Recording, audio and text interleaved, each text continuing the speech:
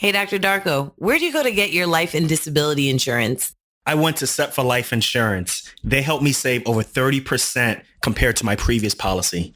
Wow, I'm paying an arm and a leg for my life and disability insurance. What's that company called again? Set for Life Insurance. Check them out at setforlifeinsurance.com and tell them Dr. Darko sent you. Welcome to Docs Outside the Box podcast. This is your official show, looking inside the minds of cutting-edge and innovative doctors. Think you'll find these stories in any medical textbook? Sorry, you're getting real life insight from men and women pushing the envelope beyond medicine. Ordinary doctors doing extraordinary things. Let's start now with your host, Dr. Darko.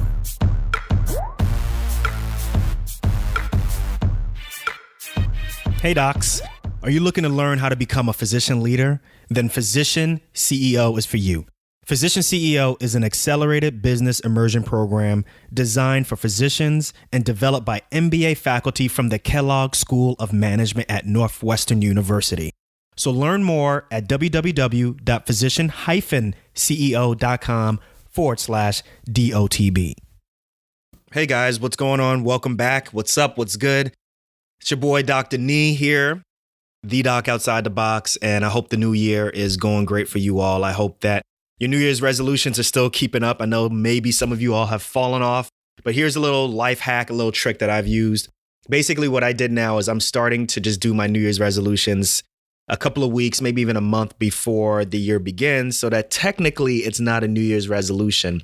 Mine this year basically is to be a lot more healthier, eat a lot less, maybe even try some of that intermittent fasting out there and just be a little bit more healthier, as I know I'm going back on the Locums circuit and I'm going to be more aggressive with flying out and doing things and living in a hotel. So this has been my resolution. So far, I've been keeping up. I hope you all have been keeping up with yours, whatever it may be, whether it's listening to more episodes, being a doc outside the box, maybe taking that, that trip that you've always wanted to take, or maybe leaving that job that you always wanted to leave. I hope you all keep up with those resolutions. And if you don't, it's all good. Go ahead and write me and let me know what's holding you back, what you want to take action on. And let's chat, let's connect. On this episode, this is going to be a great one. This episode, I want you all to really briefly imagine living on the beaches of Southern California 1 minute. And then literally the next minute, you're off to either Haiti or Mongolia or whatever, third world country. And you're literally changing someone's life by doing a surgery that this person would never have access to just because of where that person was born in their life, right? To me, that's really amazing to really have a care for or to be able to impact someone's life who's thousands of miles away. And that's what my next guest does literally on a regular basis. So my next guest is a self-proclaimed nomad. Her name is Dr. Suzanne Yoder. And she always describes herself as always having a hard time sitting still. And I think this is mainly because she moved a lot as a child. But the one constant thing that she says in her life was that she knew she always wanted to be a doctor. Once she got that MD, once she got the credentials afterwards, and she quickly realized that, private practice was not for her. And she left her job, which was in Colorado, and moved to Southern California and lived life on her own terms. I'm talking about she was able to solidify her love for international work, as well as she recognized her longing to return to the ocean. And I'm down for that. Working as a locums allows her the time, the flexibility to really dedicate more energy to working with international volunteer organizations. She's worked on volunteer projects in Vietnam, Bolivia, Belize, Haiti, Mongolia, Tanzania. I really want her frequent flyer miles. But Dr. Yoder, she has even started her own project in Jacmel, Haiti, where her team has just completed their 6th year providing pediatric general surgery care. Currently, right now, she lives in Shell Beach, California with her boyfriend, with her dog. And she's on the show today to talk about balancing locums with global surgery and literally not being afraid to practice on her own terms. This is going to be a good one, y'all. I want you all to listen to this one, and I want you to share this with someone who is really scared to kind of take things on their own, live life on their own terms, and share this episode with them. Tag them on social media with this episode, all right? Let's get on with this great interview.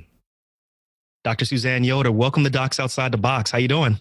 I'm great. Thanks for being here too. This is fun. Yeah, I'm really excited to have you on. This is something that actually for me is about 4 years, I believe, in the making. The audience doesn't know, but we met about 4 years ago in California, right outside of Stanford. There was a global humanitarian or global surgery course at Stanford University, and me and my wife attended, and we met you, learned about your lifestyle and living the Locums life, being a pediatric surgeon. And, and then also at the same time going overseas. And I think at that time you were specifically going to Haiti to perform surgery over there. And we're just like, wow, like this is really a great life. And also at the same time, I think what I was really impressed about was you're really unapologetic about it. Right. So then fast forward, years later, me and my wife had transitioned finally to being independent contractors completely. And then I see you at the American College of Surgeons doing your presentation on global surgery as well as locums. And there we met again. And I was really impressed by your presentation again. So I wanted to get you on the show to come and talk about that life. Sure. Literally having your cake and eating it too, doing great work here in the United States as well as overseas. Sorry about that long intro, but I just wanted to let everybody know how much I'm happy to have you on the show and excited. Well, thank you. Thank you. I'm excited to be here for sure. So before we get into your life, let's take it back. I always ask my guests this. Let's take it back to, let's say, the 7th grade, 8th grade. Let's learn more about Dr. Yoder when she was just Suzanne, back in the 7th, 8th grade. What were you like back then? Yeah, well, I was one of those rare breeds of kids that knew that I wanted to be a doctor forever. I just was always going to be a doctor. We have no physicians in my family, but I was sick and in the hospital for 2 weeks when I was 5 years old. And ever since the time I left the hospital, I'd always said I wanted to be a doctor. Was it a bad experience or? No, it wasn't a bad experience. It was just obviously it left a mark on me. I remember I have some very scant memories of being in the hospital and having certain tests performed. And I just remember interacting with doctors and nurses. And I just think that there was something that left a big imprint on me. In 7th and 8th grade, I was a great science student. I was, school wasn't terribly hard for me. My family had moved every 2 years when I was growing up. So I want to say 6th grade was a transition year and 8th grade was a new school. Those are the toughest times, right?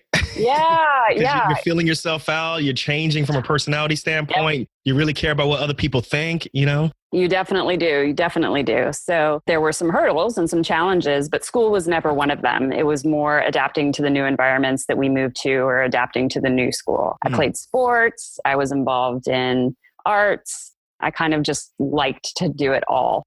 But I wanted to be a doctor. So that was always there. And then let's fast forward a little bit. Obviously, high school, college, medical school. What medical school did you go to? I went to Jefferson Medical College, which is now Sidney Kimmel Medical College at Thomas Jefferson University in Philadelphia. My family was living outside of Philadelphia at the time, and I really wanted to come back home. So I'd gone to college on the West Coast and wanted to come back and be in Philadelphia. Jefferson, I still call it Jefferson, was a great experience for me. The medical school really focused on being a clinical physician and caring about the whole patient. The strongest departments at Jefferson were the surgery departments and the family medicine department. So that's kind of their contrasting departments. Right, like diametrical opposed, basically. Yeah, but it was great to have people care so deeply about specialties. But I went to Jefferson thinking I wanted to be a pediatrician. And that was what I had thought I wanted to be my whole entire life. I'd never had any exposure to surgery. And it was in my 3rd year of medical school doing a urology rotation that I got my first taste of surgery. Everybody else on the team knew they wanted to be a surgeon. So everybody was kind of jostling for their OR days. And I was like, yeah, it's all right. You guys can go. You guys can go. And then finally I was like, I'm sick of this. Like, I'm sick of clinic. Like, I want to go to the OR. And my first day, they did a radical nephrectomy for a gentleman who had a tumor in his kidney. And I was hooked. Really? I called my mom after I walked out of the OR and called my mom old school on like a phone that you had to dial. How many coins did you have to? Yeah, exactly. And I was like, Mom, I think I want to be a surgeon. And my mom said to me later that she knew, she was just like, I knew you would never want to be a pediatrician ultimately, like that you needed the physical challenge and the visual and the puzzle piecing of being a surgeon. So it's pretty awesome that she figured that out before you did, right? It's pretty My mom was a smart cookie. Yeah. Okay.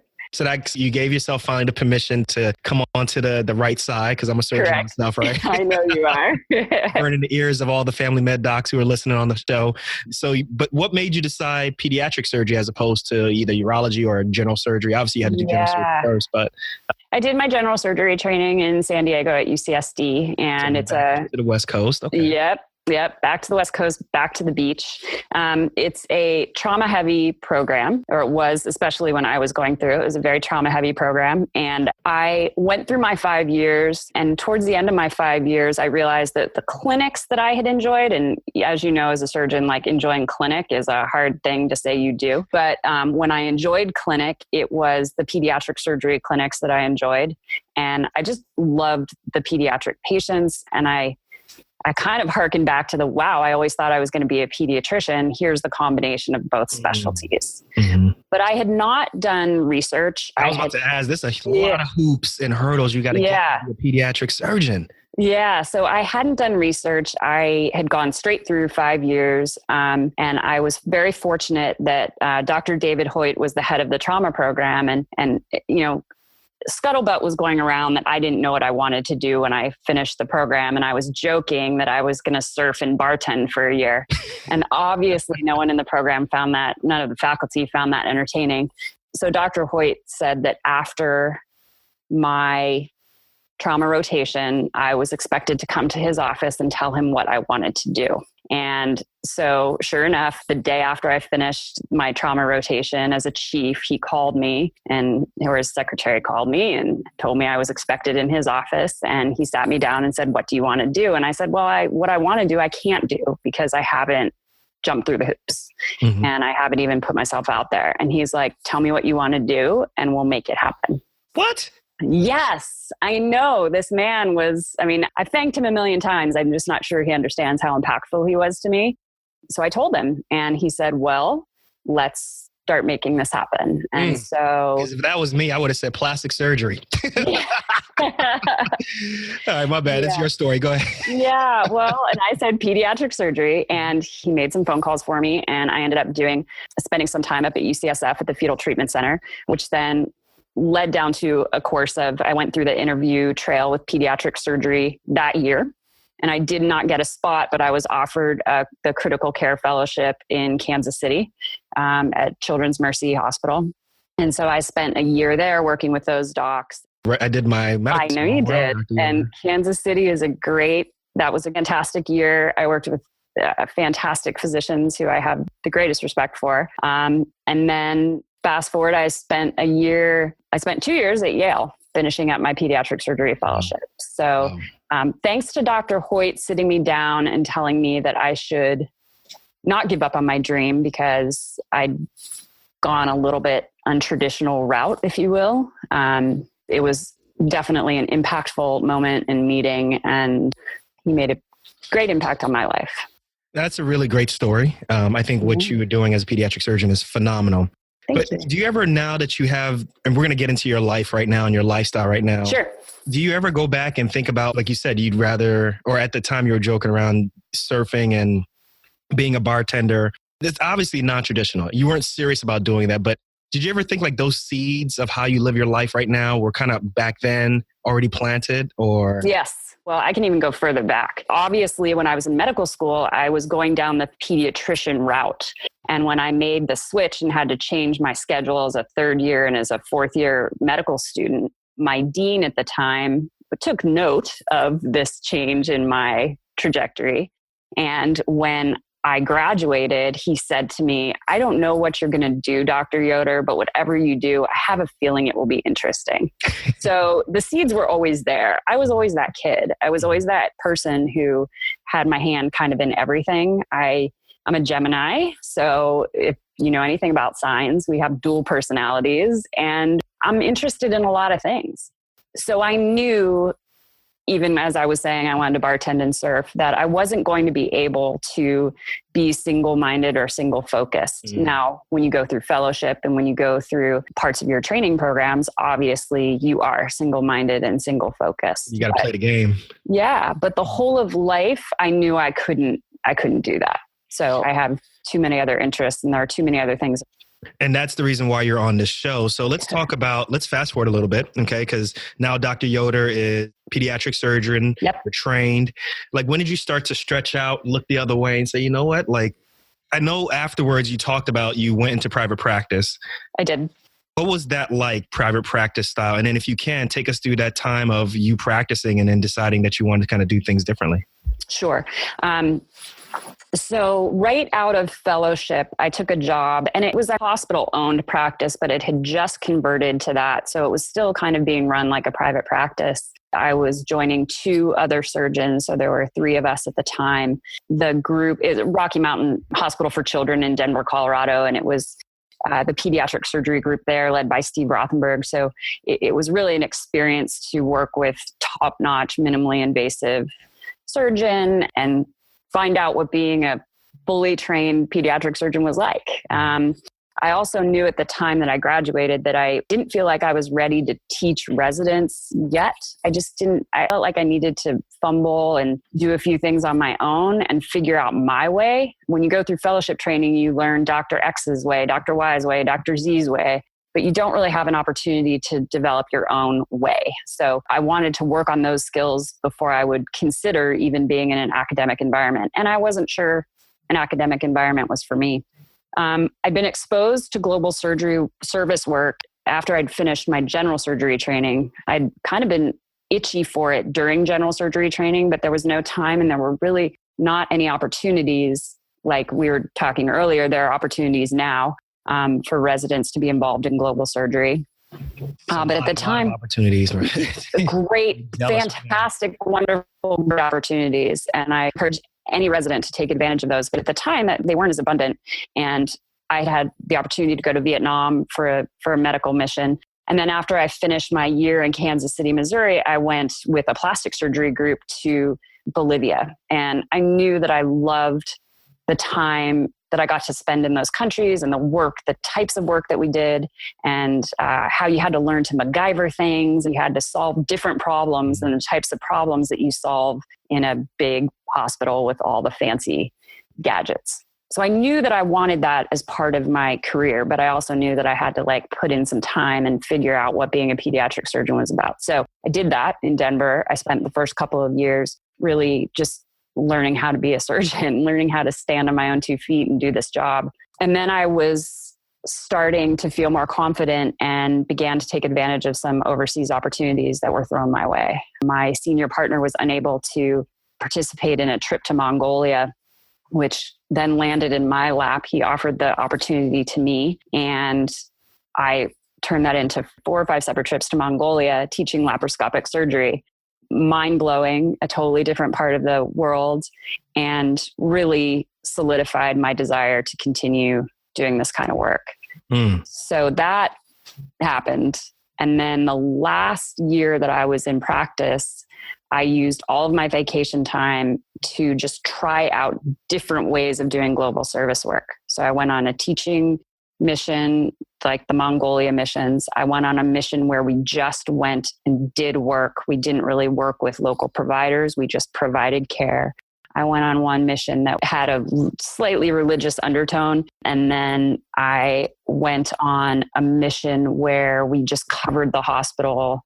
I went to Project MediShare in Port-au-Prince, Haiti over the holidays that year. And it was just a way for me to get a taste of how different medical mission opportunities, how they work. But I did that. My focus was to do that last year. I had already told my practice that I was going to be leaving at the end of the year. I knew that I was going to be moving to California and seeing what happened from there. And now, a word from our sponsor. Understanding how to run a business in medicine will put you at a unique advantage in the future. Whether it's leading a hospital, practice, or starting a new venture, the Physician CEO program will put you in focus from day one. Physician CEO is an accelerated business immersion program developed by MBA faculty from the Kellogg School of Management at Northwestern University. The Physician CEO program provides an intensive MBA-style education made up of modules, with each module covering topics from leadership to entrepreneurial ventures. Because of their individualized structure, each participant leaves the program with their 1, 3, and even 5-year business plan, all designed to function in the real world. If you're a physician who is looking to start your own venture, lead your practice or department, or even start planning for succession out of medicine, then you can't afford to miss this opportunity. Class is filling up. Learn more at www.physician-ceo.com/DOTB. Okay, so what prompted you leaving your practice, if you don't mind? And why California? Let's talk more about that. Sure. So the surfing and bartending was a joke, sort of. I am an ocean girl. And as much as Denver is wonderful and the mountains are fantastic, I was missing the ocean. I was flying back to California far too often. And I knew I wanted to be back in California. I also knew that pediatric surgery is a very small world and you don't want to kind of burn bridges. And so I thought the best way to transition out of the job I had in Denver and into something different was to start doing locums jobs and just see what opportunities were out there. Most people, when they think of locums, I'll be honest, like I didn't even think pediatric surgeons did locums much. Like what was the environment like? What was mindset? Yeah.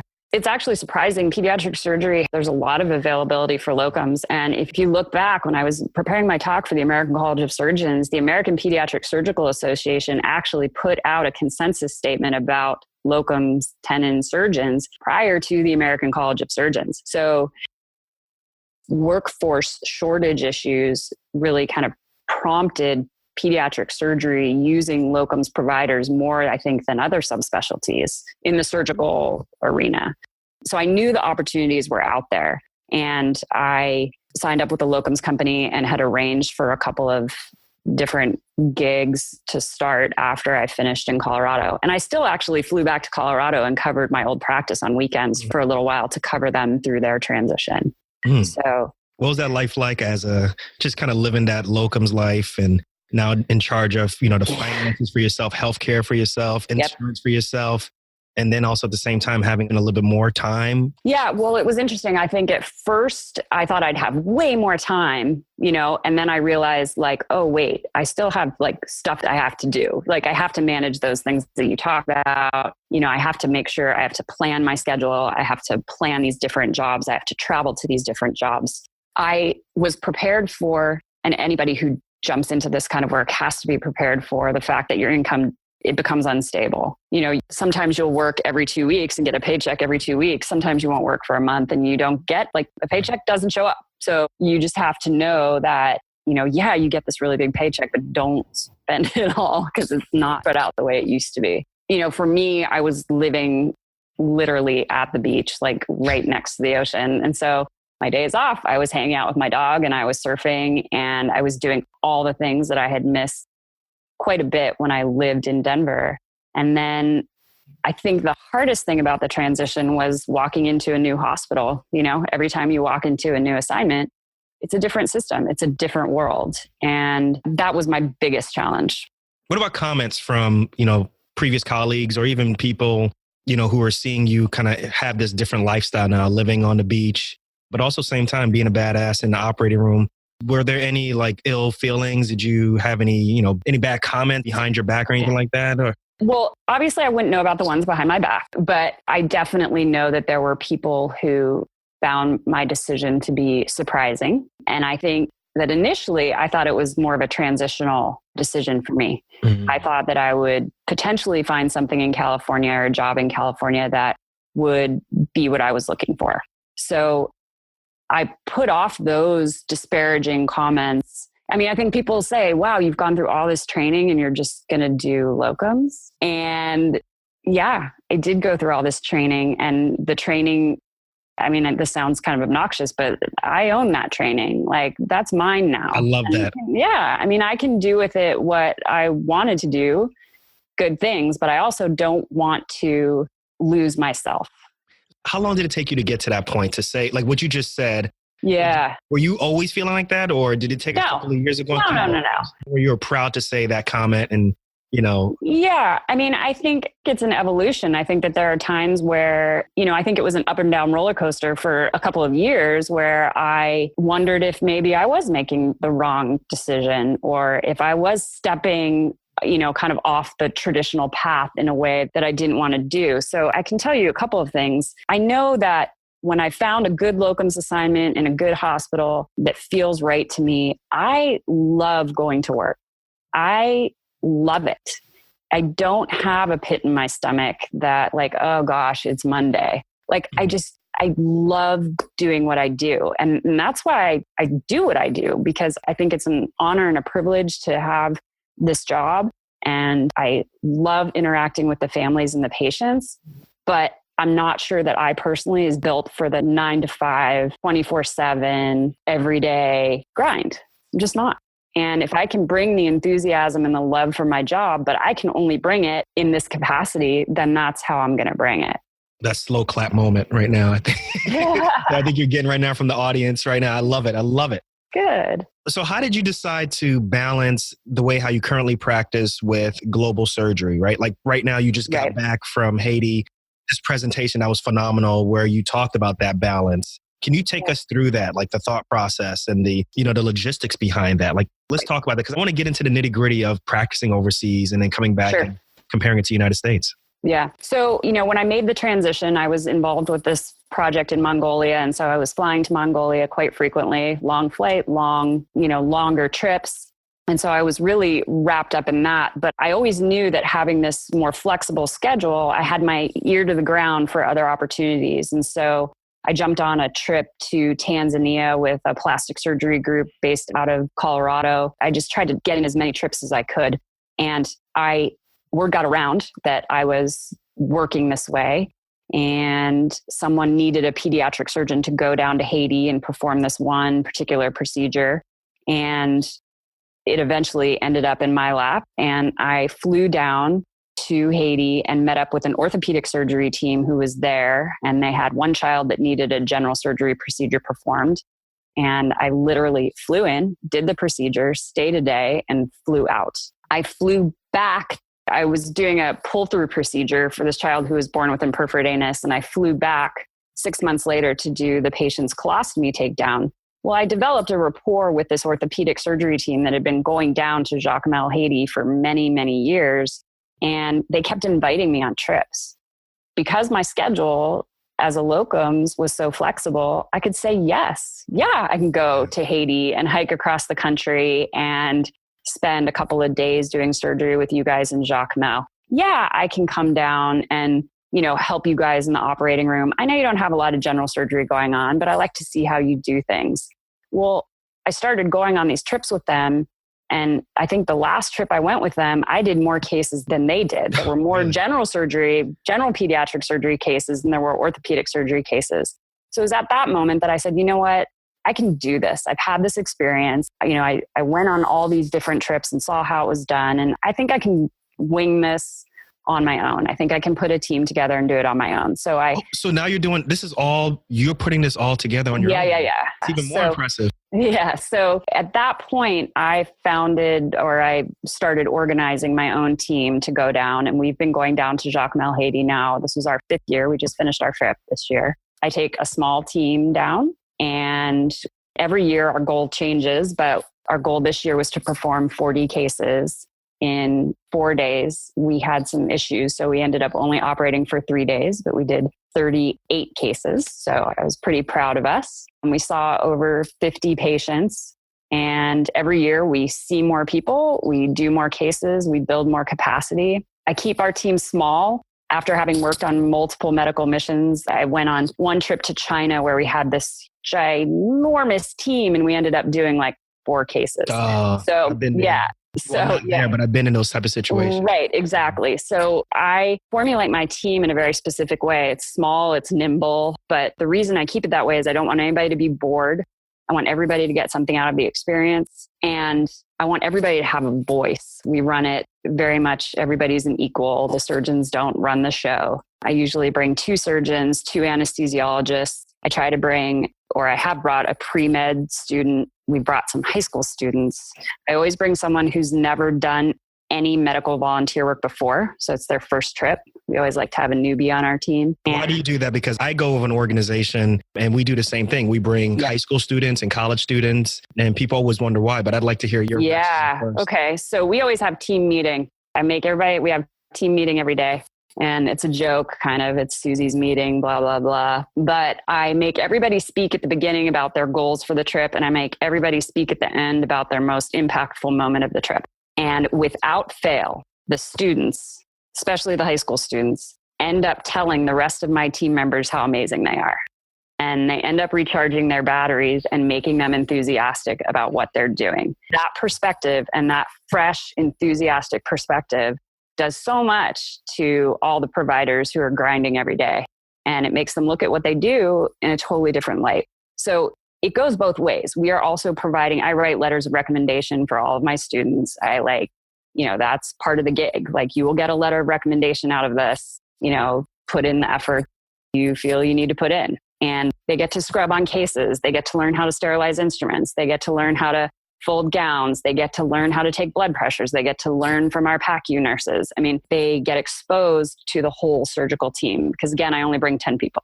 So everybody put hands in to make it work. So they get a lot out of it, but what they give back is intense. And the other thing that happens is I bring an artist. And this year, unfortunately, I was unable to have an artist with me. But every year in the past, we've brought an artist. And that's for a similar reason. I like to have people there to offer a different perspective on what we do. We do it every day, especially if you work in a hospital 9 to 5. You're in the grind every day. And to have someone who looks at what you do, or, even just looks at the experience in Haiti with different eyes, sees something different. We had a photographer who sat in our clinic and just took pictures outside the door, like just sat at the door and took pictures of what was going on outside the door while we were all working in the clinic. Incredibly powerful. This is where we were. This is what we were doing. Like, we had a photographer who did amazing portraits of our patients that just, people still to this day, those portraits mean so much to them and bring back such good memories. So I try to bring people who are going to offer a different perspective on exactly what we're doing with us. That's what I like. So let's stay in that same vein, getting the perspective of the hospital from the sense of what you're not affecting, right? How did you manage the cultural differences, right? The obvious cultural differences, the translations, the superstitions, the use of alternative medications. There are people who are listening to this show right now and want to know, what's it like being a white doctor going to Haiti? Talk about all those things and how they interplay and why you continue to be passionate to come to this country and other countries. Yeah. So the great situation that I fell into when I met these orthopedic surgeons is that they were working with an existing clinic in Haiti that is run by a nonprofit based out of Virginia, the Community Coalition for Haiti. And they have a Haitian staff that is phenomenal. So the woman who runs their clinic now has been there for, I think, 3 years now. And she has a master's in public health, I want to say from BU. And she hires fantastically talented people who run that clinic all year long. So they have Haitian physicians, they have Haitian nurses, we have Haitian scrub nurses, and we work with this wonderful Haitian team, these great translators who work with us. So my team, the emphasis is on respecting that this is not our culture, right? This is their culture. And so we defer to the translators and we defer to the people that we're working with a lot of times to help us explain things in a way that's culturally appropriate. And we ask them questions about, okay, well, there is this alternative medicine. Tell us what that means. And, we can only explain what we can offer and be respectful if people don't want to hear it. I think that working very, very closely with local partners is key to the success of any public health program, is that you work with the local community to provide what they're looking for. And the other key for me is that I have pledged to them that I will come back every year. I've pledged to them that I'll be consistent. I've pledged to them that this is important to me, that I'm not just going to stop coming. And we've done it so far, and we'll continue to do it. I have no intention of stopping. I schedule my next trip the minute I get back to the US from my previous trip. So, we're committed to being there for them.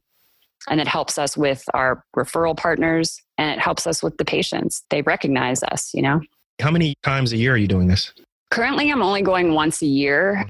I feel like we're getting to the point where the demand, we could go twice a year. Right now, I'm thinking of piloting just a shorter trip in April. So our trip involves 4 or 5 clinics and operating days. But then we do some excursions because I want people to see the country. I want them to experience some of the beautiful things that are there and get out and be in the country. Our April trip, we would just curtail that. It would just be more of a working trip. So for people who have come multiple times before and just go get some work done, do some post-op checks, do some pre-op checks, do some operations, and then get out. So, when me and my wife go overseas, we oftentimes say it's like this bi-directional education, right? Yeah. We oftentimes end up learning so much more from them from a tropical medicine standpoint, or even from surgical operation things that, what I mean by that specifically, there's certain things that we just don't do in the United States anymore. Yep. Like hernia repairs without using mesh, right? Well, that's pediatric surgery right there. We don't use mesh. So yeah. You're right. So you are an expert in that. But from a general surgery adult standpoint, you know what I'm saying? Yeah. And, or even just other things that we don't see too much. So I oftentimes learn, a lot. And then oftentimes I often say that going and doing medical missions for me is as close to a professional reboot as I can get. 100%. I mean, that's why I encourage every provider that I know to try it. Try it once.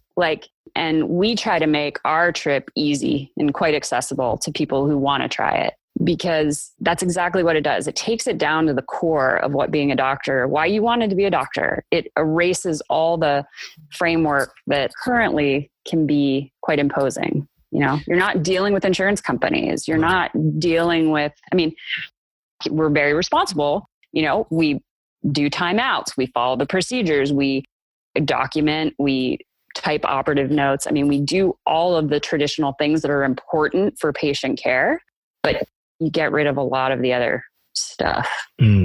What has this done for your lifestyle? What do you get? Because obviously you're doing a great service over there, but what has this done for your lifestyle, for your life, your outlook?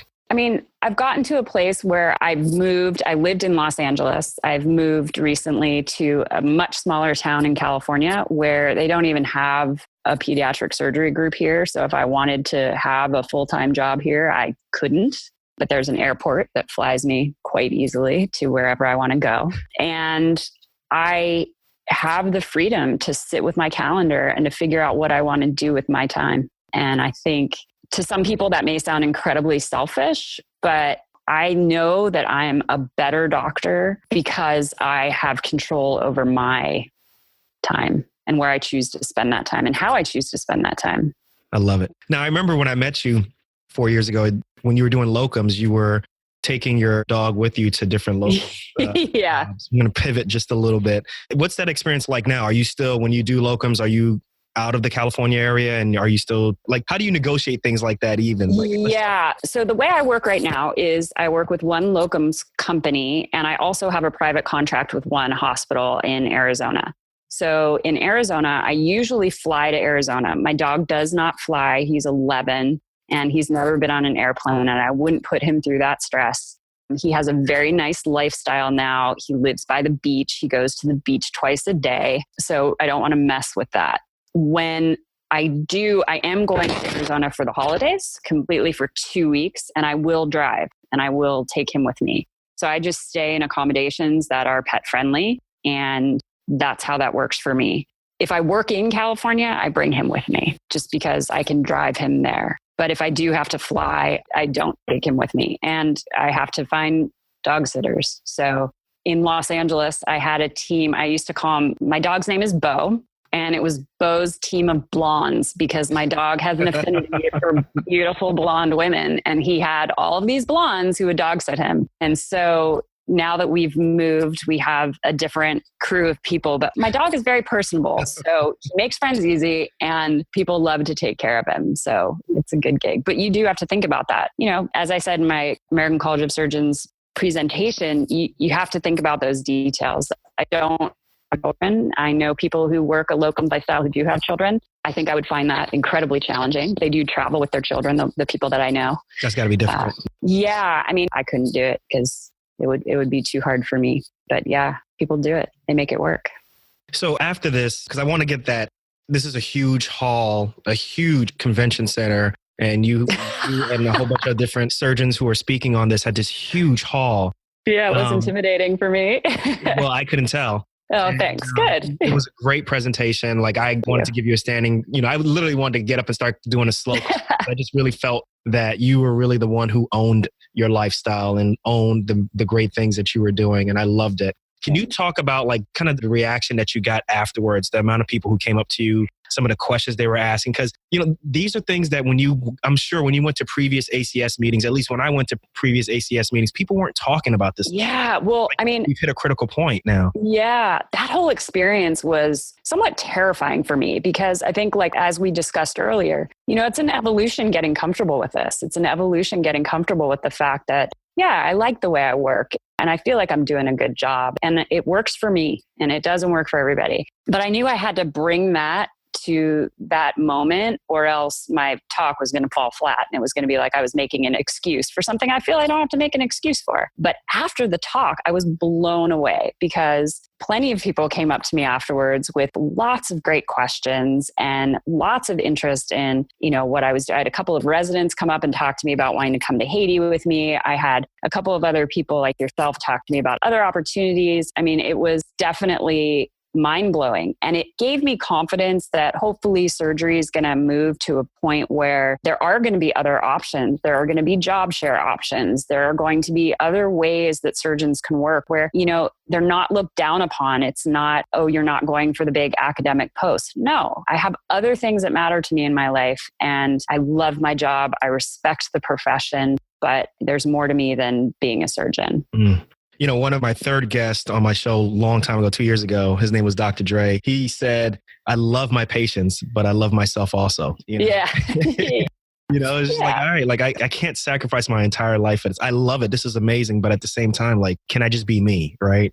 So. And I've always thought that you are really not any good for your patients if you can't relate to a life outside of medicine. If you're tunnel vision in just being a surgeon, it's hard for you to relate. I mean, it's super hard. And kids don't let you forget it. I mean, kids are they're so honest and they won't let you hide behind, white coats. They don't need them. So, kids gravitate towards your experience. Kids want to know what you're about. It's nice for me to be able to share with my patients that I have a dog, that I go surfing, It's a lifestyle that I think a lot of people in academic medicine, they won't say it out loud, but I'm sure they want something similar. People have told me that like, oh, you're doing what all of us want to do. And I don't believe that, I don't believe that. And we need all the people who are in academics and we need them for sure.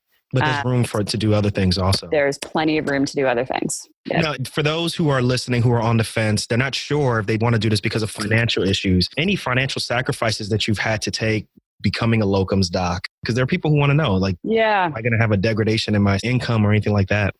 Sure. I mean, I definitely know that I could be making more money if I were a full-time physician in certain positions in the country. I definitely know that. But I make a very comfortable amount of money. It's not consistent. And I said that earlier. There are times where I won't work for a stretch or there's not a demand for a stretch. And you have to build in for those sorts of things. You have to be a little bit smarter. And I'm not a very smart financial person. So I've sought help for that. And you have to put money away in your own retirement fund. Your hospital's not doing it for you. You have to pay for your own health insurance, which means you have to find your own health insurance and figure out what works for you. So those sorts of things you have to think about and you have to spend some time dealing with. I definitely make less money than my peers who are full-time pediatric surgeons. However, I work 100 days a year. So wow. There you go. Mic drop. Yeah, exactly. Let's move on now. I love it. Own it. So let's do some fast fire questions. I just ask you one question. You tell me what's the thing that comes off the top of your head. Don't think too much about it. You game? Sure. Okay. So if we can parse down this podcast episode to one important thing, what is that one thing that you want people to learn from this podcast? You don't have to walk on the path. You can make your own path and you should find the path that calls you and that draws you and go that way. Love it. Knowing what you know now, what advice would you have given yourself as a pre-med? What I just said. Underscore, just underline what it would have saved me some of the angst, the things that you touched on, like, it would have saved me to know, you know what, you can do it. Just go your way. Okay. What's a personal habit that has helped you to be more successful or has helped you to be a doc outside the box? Personal habit. Well, I'm a good traveler. Like, I'm very mobile. Like I said, I moved every 2 years growing up. So being portable and being able to work in different environments, I guess there are a whole bunch of habits that fall into that. But mostly being adaptable, being able to go with flow has been something that's helped me be successful doing locums and working internationally. Name a famous figure or someone that you admire, someone that you find inspiring, that you wouldn't mind trading places for just for 24 hours. Ooh, for 24. Michelle Obama. Really? Gosh. She's on a high right now for a book, right? She is super on a high. I mean, obviously she comes to mind, but what an incredible and inspiring life she's led. And it would be fun. I would actually like to go back to when she was actually in the White House. I think that would be cool. Like 24 hours of being the first lady. I think that would be cool. I think so too. Yeah. Okay. What's one life hack or just like a piece of technology that you use that makes Dr. Yoder's easier? I got two for you. The technology hack is the app TripIt. TripIt. TripIt? Yep, TripIt. It's not TripIt Pro. You don't have to buy it. Like, you can just use the free TripIt, and it organizes all my travel for me. So I send all my airline reservations, all my hotels, all my rental cars to that app, and TripIt. Yep. And it keeps me organized so that I don't miss flights and I know where I'm supposed to be when I'm supposed to be. Okay. So that's the one hack. And then the other hack. I love that you gave us the free version. Yeah, the free. Yeah, you don't have to do the TripIt Pro. I've never been a TripIt Pro person. So, gotcha. I mean, although, probably should be at this point. The other hack is for all the ladies out there, and the guys too, always pack a bikini in your carry-on bag. Now, it's such an important hack. There will be a hot tub when you don't expect there to be a hot tub. There will be a swimming pool when you don't expect there to be a swimming pool. It's very expensive to buy a bikini in another country. It's often very hard to buy a bikini in another country. And if you're really stuck, you have an extra pair of underwear. So damn. Always pack a bikini in your carry-on, girls. I love it. Yeah. And the majority, it's funny, the majority of my listeners actually are women. So good for them. They're going to appreciate that. I love that. Thank you so much for doing that. Thank you. Sure. Now, Dr. Suzanne Yoder, I asked all of my guests this question. I just want you to answer the end of it, okay? It says, I'm not just a doc, I'm a... All right. I'm a slightly rebellious, but always curious student of life. Boom. I love it. Boom. I love it. And a surfer. You can keep going. We keep adding slashes out there, and I'm cool with that. That was great. Awesome. Dr. Suzanne, thank you so much for your time. Thank you so much for what you're doing, just being a global citizen, and providing care to people wherever they are in the world, and specifically at a place that needs it the most, such as Haiti. Awesome. When I met you 4 years ago, you were really gracious and very genuine and very unapologetic at that point. And, I just kind of admired you for that. And obviously, like I said in the beginning of the show, watching you speak again at the American College of Surgeons was really inspiring to see you really own your career and really own what you do on a global scale. So I was just really impressed by that. And I just want to say, oftentimes we don't get a chance, particularly in surgery, to acknowledge people for what they do. So I just want to say you're doing amazing work. I acknowledge you for what you're doing and keep up the great work. And thanks for being on the show. Awesome. Thank you. This was so much fun. And I love your podcast. Thank you for doing what you do. Thank you. It certainly brings a great community of people together. And I look forward to continue listening. It's been so much fun. Thank you, Nee.